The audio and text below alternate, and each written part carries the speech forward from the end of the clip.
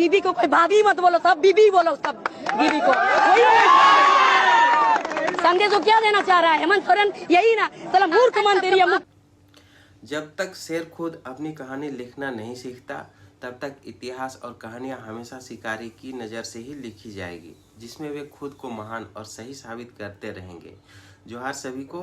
कुर्मी समुदाय के अनुसूचित जनजाति एसटी सूची में शामिल होने की मांग सालों से चल रही है, लेकिन न्याय तभी संभव होगा जब तथ्य और कानून के दायरे में इस मांग को समझा जाए। झारखंड हाई कोर्ट और सुप्रीम कोर्ट ने स्पष्ट किया है कि कुर्मी जाति का जीवन शैली और सामाजिक ढांचा आदिवासियों से मेल नहीं खाता, इसलिए उन्हें अनुसूचित जनजाति के तहत शामिल नहीं किया जा सकता। आदिवासी संगठनों का विरोध भी इस मांग के खिलाफ है। खासकर आदिवासी युवा शशि पन्ना के मुताबिक कुर्मी या कुर्मी समुदाय आदिवासी नहीं है, बल्कि कृषि कर्मी है, जिनकी भाषा इंडो आर्यन परिवार की है और सामाजिक सांस्कृतिक परिप्रेक्ष्य आदिवासियों से अलग है। उन्होंने ट्राइबल रिसर्च इंस्टीट्यूट TRI की रिपोर्ट का हवाला देते हुए बताया कि कुर्मी समुदाय आदिवासी मानकों में फिट नहीं बैठते, इसलिए यह मांग केवल राजनीतिक दबाव पर आधारित है, न कि कठोर तथ्य और कानूनी साक्ष्यों पर। आइए इस वीडियो में विस्तार से समझते हैं कि क्यों कुर्मी समुदाय को अनुसूचित जनजाति सूची में शामिल करने की मांग उचित नहीं ठहरती है। इसके सामाजिक और कानूनी पहलुओं पर गहराई से विचार करते हैं।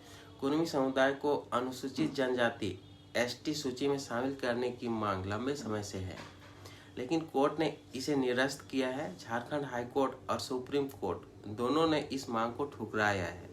कोर्ट के फैसलों में यह उल्लेखित है कि कुर्मी जाति का रहन सहन और सामाजिक स्थिति आदिवासियों से मेल नहीं खाता, इसलिए उन्हें ST सूची में शामिल नहीं किया जा सकता। सुप्रीम कोर्ट ने भी केंद्र सरकार से कहा है कि किन संवैधानिक प्रावधानों के तहत कुर्मी को ST की बजाय OBC अदर बैकवर्ड क्लास सूची में रखा गया है। कुर्मी जाति के ST सूची में शामिल होने का कोई ठोस कानूनी आधार नहीं है। आदिवासी संगठनों का विरोध भी इस मांग के खिलाफ है और स्थानीय राजनीति में भी इस विषय पर विरोध और विवाद बना हुआ है। इस मामले पर आदिवासी युवा शशि पन्ना ने तथ्यों के आधार पर बताया है कि कुर्मी समुदाय आदिवासी ट्राइबल नहीं है। उन्होंने स्पष्ट किया कि कुर्मी या कुर्मी दोनों नाम एक ही समुदाय के लिए उपयोग होते हैं और ये जाति आदिवासी नहीं बल्कि एक कृषि कर्मी है। शशि पन्ना ने बताया कि कुर्मी समुदाय मध्य भारत से झारखंड के छोटा नागपुर क्षेत्र में माइग्रेट हुआ है और उसकी भाषा इंडो आर्यन भाषा परिवार की है, जबकि अधिकांश आदिवासी भाषाएं द्रविडियन या ऑस्ट्रो एशियाटिक भाषा परिवार की होती है। कुर्मी समुदाय का सामाजिक, आर्थिक और सांस्कृतिक ढांचा आदिवासी समुदाय से भिन्न है। उन्होंने ट्राइबल रिसर्च इंस्टीट्यूट TRI की रिपोर्ट का हवाला देते हुए बताया कि कुर्मी समुदाय 5 आदिवासी मानदंडों में से किसी पर भी खरा नहीं उतरता और इसलिए उन्हें शेड्यूल्ड ट्राइबल ST सूची में शामिल नहीं किया गया है। कुर्मी समुदाय की ST में शामिल करने की मांग केंद्र सरकार ने अस्वीकृत की है और ये केवल राजनीतिक दबाव के चलते उठाई जा रही है।